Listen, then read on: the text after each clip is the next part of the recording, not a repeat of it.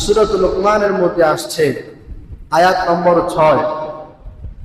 মক্কার একজন কাফির ছিল, নাম তার নজর ইবনে হারিস।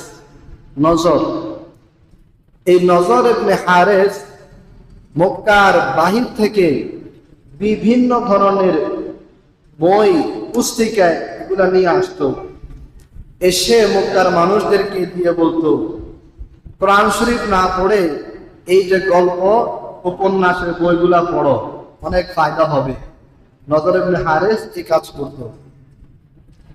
তাফসীর ইবনে কাসিরের আরেক বর্ণনা আসছে যে নজর ইবনে হারিস মক্কার বাহির থেকে কয়েকজন গায়িকা, যারা গান গায়, এই ধরনের কয়েকজন গায়িকা নিয়ে আসতো মক্কায়।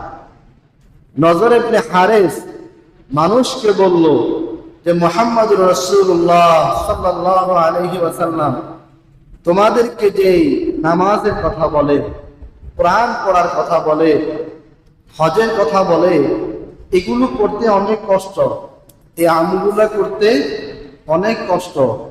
এসব না করে তোমরা গান শুনো, কোনো কষ্ট নেই, বরং তোমরা আনন্দ উপভোগ করবে। মক্কার যখনই কোনো কাফের মুশরিক আল্লাহর হাবিবের দরবারে যাওয়ার চেষ্টা করত, নজর ইবনে হারিস তাৎক্ষণিকভাবে মক্কায় গায়িকাদেরকে সে লেলিয়ে দিত।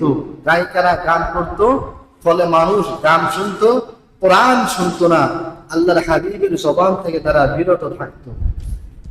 এই যখন অবস্থা, তখন জিবরাইল আমিন আয়াত নাযিল করলেন, সূরা লুকমান আয়াত নম্বর 6।